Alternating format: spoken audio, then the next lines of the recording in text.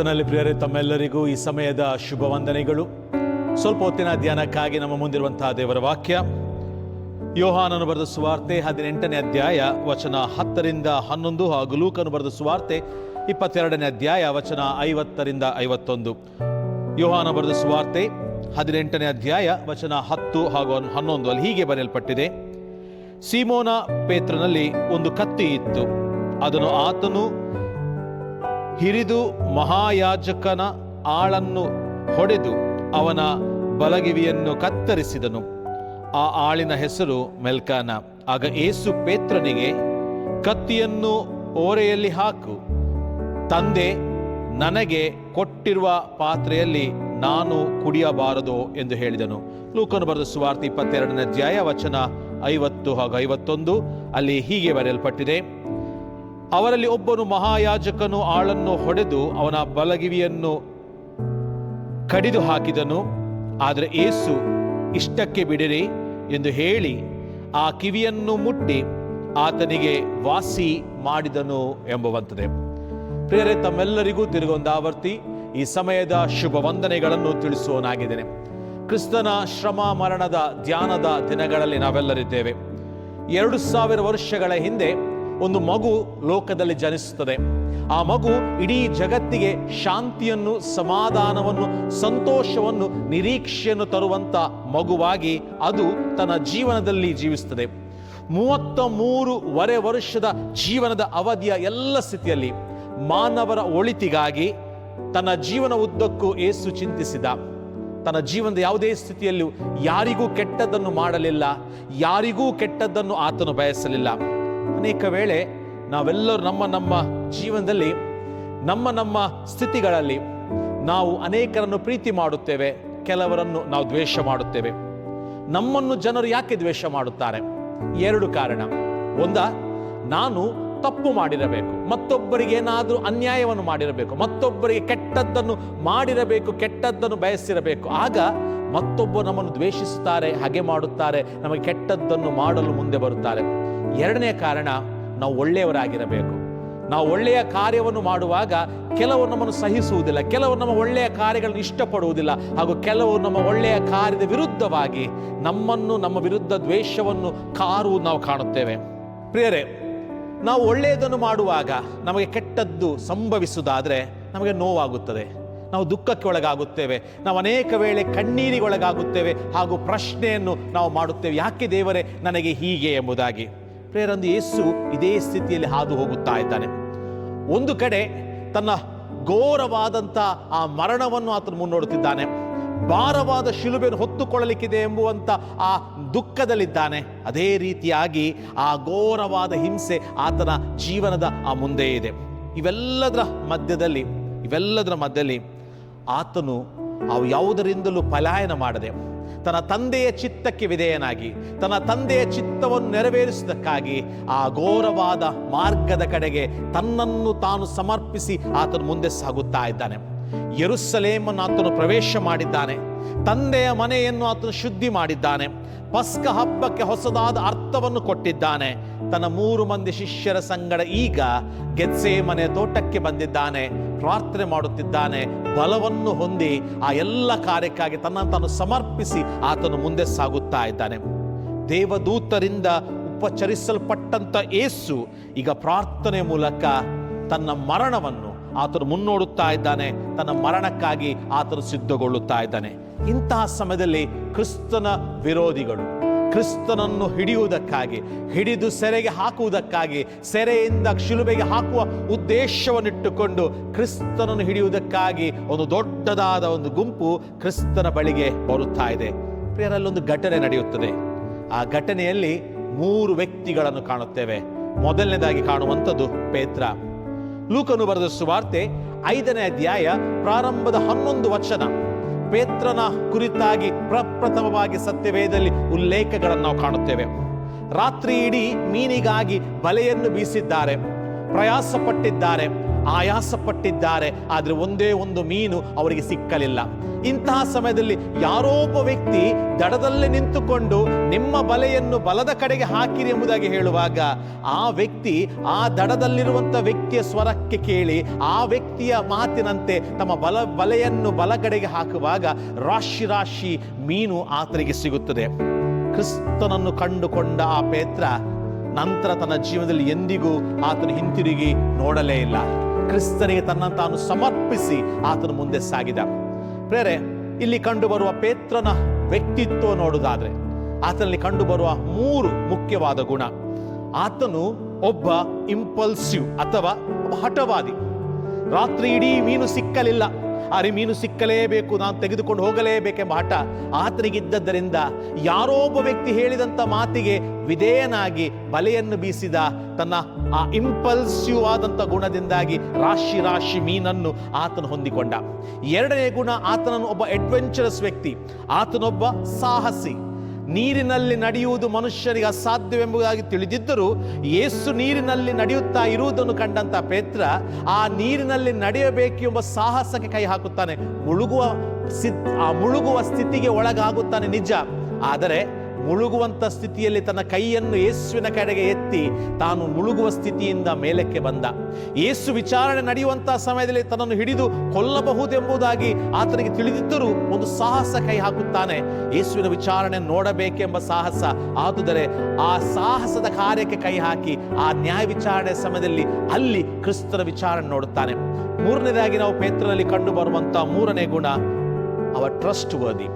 ಆತನೊಬ್ಬ ನಂಬಿಗಸ್ತ. ಆದುದರಿಂದ ಯೇಸು ಪೇತ್ರನು ತನ್ನ ಹತ್ತಿರ ಇಟ್ಟಿದ್ದಾನೆ.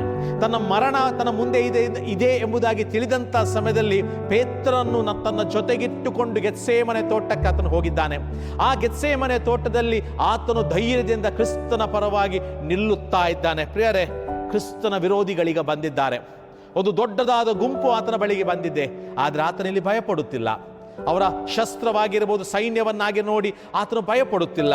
ಬದಲಾಗಿ ಓಡಿ ಹೋಗದೆ ಕ್ರಿಸ್ತನ ಬೆನ್ನೆಲುಬಾಗಿ ನಿಂತು ಕ್ರಿಸ್ತನಿಗಾಗಿ ಆತನಲ್ಲಿ ಜೀವಿಸುತ್ತಾ ಇದ್ದಾನೆ. ಕರ್ತನಲ್ಲಿ ಪ್ರಿಯ, ಸಾಮಾನ್ಯವಾಗಿ ನಾವು ನಮ್ಮ ಜೀವನದಲ್ಲಿ ಒಬ್ಬ ಸಾಮಾನ್ಯ ವ್ಯಕ್ತಿಯಾಗಿ ನಾವು ಆಲೋಚಿಸುವುದಾದ್ರೆ 10 ಮಂದಿ ವಿರೋಧಿಗಳು ನಮ್ಮನ್ನು ಎದುರಿಸಲು ಬಂದರೆ ನಾವು 10 ಮಂದಿ ಇದ್ದರೆ ನಾವು ಎದುರಿಸಲು ಸಿದ್ಧ. ಆದರೆ 10 ಮಂದಿ ವಿರೋಧಿಗಳು ನನಗೆ ನಿನಗೆ ಹೊಡೆಯಲು ಬಂದಾಗ ನನ್ನ ಬಳಿಯಲ್ಲಿ ನಾನೊಬ್ಬನೇ ಅಥವಾ ನನ್ನ ಸಂಗಡ ಇನ್ನೊಬ್ಬನಿದ್ದು ಕೇವಲ 2 ಎದುರಿಸಲು ಬೇಕಾದ ಸ್ಥಿತಿ ಬಂದ ನಾವೇನು ಮಾಡುತ್ತೇವೆ? ಹಿರಿಯರು ಹೇಳುವ ಹಾಗೆ, ಬೀಸುವ ದೊಣ್ಣೆಯಿಂದ ತಪ್ಪಿಸಿದರೆ 1000 ವರುಷ. ನಾವು ಬೀಸುವ ದೊಣ್ಣೆಯಿಂದ ತಪ್ಪಿಸುವ ಪ್ರಯತ್ನವನ್ನು ಮಾಡುತ್ತೇವೆ, ಹಾಗೂ ಅಲ್ಲಿಂದ ಪಲಾಯನ ಮಾಡುತ್ತೇವೆ. ಆದರೆ ಅಂದು ಪೇತ್ರ ಪಲಾಯನ ಮಾಡಲಿಲ್ಲ. ತನ್ನನ್ನು ಕ್ರಿಸ್ತನನ್ನು ಹಿಡಿಯಲು ಬಂದಂಥ ಜನರ ಸಂಖ್ಯೆ ದೊಡ್ಡದಾಗಿದೆ ಎಂಬುದಾಗಿ ತಿಳಿದಿದ್ದರೂ ಕೂಡ, ತಮ್ಮ ಸಂಖ್ಯೆ ಕ್ರಿಸ್ತನ ಪರವಾಗಿರುವಂಥ ಸಂಖ್ಯೆ ಕಮ್ಮಿ ಇದೆ ಎಂಬುದಾಗಿ ತಿಳಿದಿದ್ದರೂ ಕೂಡ, ಸೈನಿಕರ ಸಂಖ್ಯೆಗೆ ಆತನು ಭಯಪಡಲಿಲ್ಲ. ಮಾತ್ರವಲ್ಲದೆ ಅವರಲ್ಲಿರುವಂಥ ಶಸ್ತ್ರಗಳ ಕುರಿತು ಆತನು ಚಿಂತಿಸಲಿಲ್ಲ. ಕ್ರಿಸ್ತನನ್ನು, ತನ್ನ ರಕ್ಷಕನನ್ನು ರಕ್ಷಿಸುವುದಕ್ಕಾಗಿ ಆತನಿಗೆ ತನ್ನ ಕತ್ತಿಯನ್ನು ಎತ್ತುತ್ತಾನೆ. ಆದರೆ ಯೇಸು ಆತನನ್ನು ಗದರಿಸುತ್ತಾ ಹೇಳುತ್ತಾನೆ, ನಿನ್ನ ಕತ್ತಿಯನ್ನು ಒಳಗೆ ಇಡು. ಕತ್ತಿಯನ್ನು ಹಿಡಿದವನು ಕತ್ತಿಯಿಂದಲೇ ಸಂಹಾರವಾಗುತ್ತಾನೆ ಎಂಬುದಾಗಿ ಹೇಳುತ್ತಾನೆ. ಇದೇ ಯೇಸುವಿನ ಶಿಷ್ಯನಾದಂಥ ಪೇತ್ರ ನಂತರ ಭಯಪಡದೆ ಕ್ರಿಸ್ತನ ನ್ಯಾಯ ವಿಚಾರಣೆಗಾಗಿ ಒಳ ಹೋಗುತ್ತಾನೆ. ಆ ವಿಚಾರಣೆಯ ಸಮಯದಲ್ಲಿ ಆದಂತೆಲ್ಲ ವಿಚಾರಣೆ ನೋಡುತ್ತಾನೆ, ಅಲ್ಲಿ ಎಡವುತ್ತಾನೆ. ಪ್ರಿಯರೇ, 3 ಬಾರಿ ಅಲ್ಲಗಳೆಯುತ್ತಾನೆ.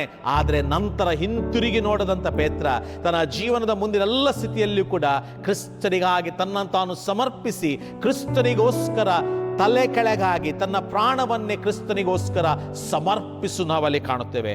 2ನೇದಾಗಿ, ಅನೇಕ ವೇಳೆ ಕರ್ತನಲ್ಲಿ ಪ್ರಿಯರೇ, ನಾವು ಪೇತ್ರನಂತೆ ನಮ್ಮ ಜೀವನದಲ್ಲಿ ದುಡುಕಿ ನಿರ್ಧಾರಗಳನ್ನು, ಹೆಜ್ಜೆಗಳನ್ನು, ತೀರ್ಮಾನಗಳನ್ನು ನಾವು ಮಾಡುತ್ತೇವೆ. ಅಂದು ಪೇತ್ರ ದುಡುಕಿದ. ಹಾಗೆ ಯೇಸು ಆ ಪೇತ್ರನಿಗೂ ಹಾಗೂ ಇಂದು ನನಗೆ ನಿನಗೆ ಹೇಳುವುದೇನೆಂದರೆ, ಸಮಾಧಾನದ ಜೀವನ, ದೇವರ ಚಿತ್ತಕ್ಕೆ ವಿಧೇಯರಾದ ಜೀವನವನ್ನು ಜೀವಿಸಿರಿ.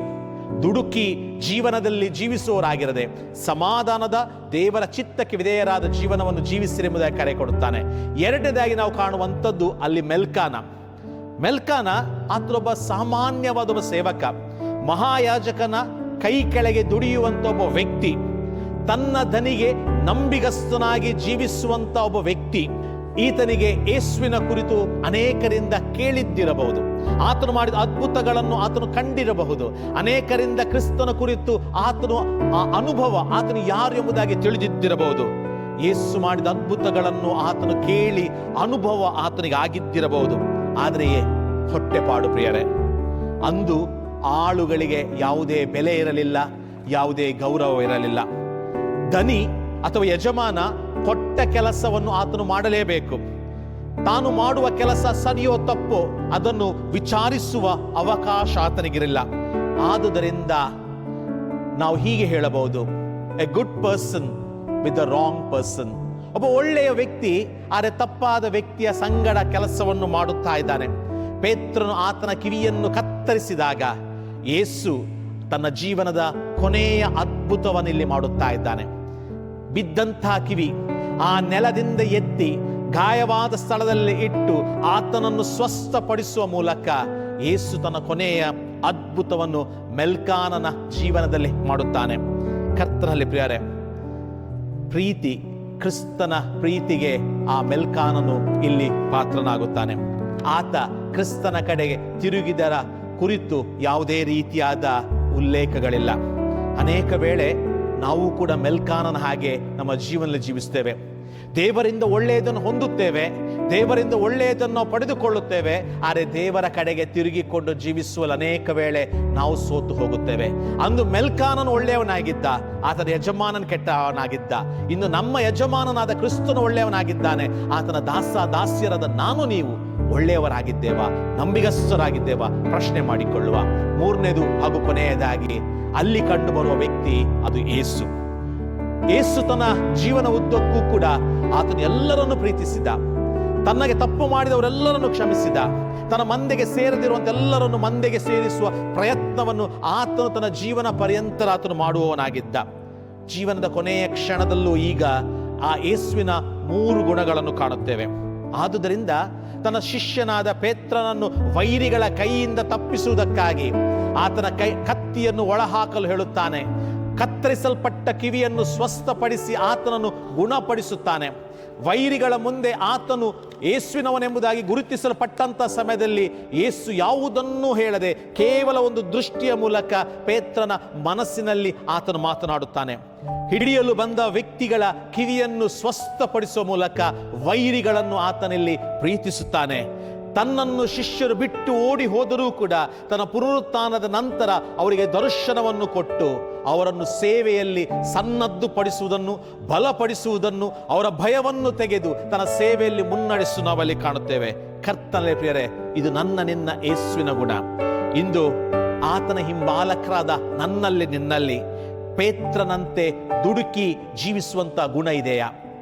ಮೆಲ್ಕಾನನಂತೆ ದೇವರಿಂದ ಒಳ್ಳೆಯದನ್ನು ಪಡೆದುಕೊಂಡರೂ ಆ ದೇವರಿಗೆ ನಮ್ಮ ಜೀವನದಲ್ಲಿ ಪರಿವರ್ತಿಸಿ ದೇವರ ಕಡೆಗೆ ತಿರುಗಿಕೊಳ್ಳುವಂತ ಜೀವನ ಇದು ನಮ್ಮಲ್ಲಿದೆಯಾ? ಕ್ರಿಸ್ತನಂತ ಒಬ್ಬರನ್ನೊಬ್ಬರು ಪ್ರೀತಿಸುವಂತಹ, ಒಬ್ಬರನ್ನೊಬ್ಬರು ಕ್ಷಮಿಸುವಂತಹ, ಒಬ್ಬರ ಭಾರವನ್ನು ಹೊರುವಂತಹ ಜೀವನ ಅದು ನಮ್ಮದಾಗಲಿ ಪ್ರಿಯರೇ. ಇಂತಹ ಜೀವನ ನಾನು ನೀನು ಜೀವಿಸಲಿಕ್ಕಾಗುವಂತೆ ಈ ಶ್ರಮ ದಿನ ನನಗೆ ನಿನಗೆ ಕರೆ ಕೊಡುತ್ತದೆ. ಈ ಕರೆಗೆ ಓಗೊಟ್ಟು ನಾನು ನೀನು ದೇವರಿಗೆ ವಿಧೇಯರಾಗಿ ಜೀವಿಸೋಣ. ಇಂತಹ ಜೀವನ ನಾವು ಜೀವಿಸಲಿಕ್ಕಾಗುವಂತೆ ದೇವರು ನಮಗೆ ಸಹಾಯ ಮಾಡಲಿ. ಆಮೇನ್.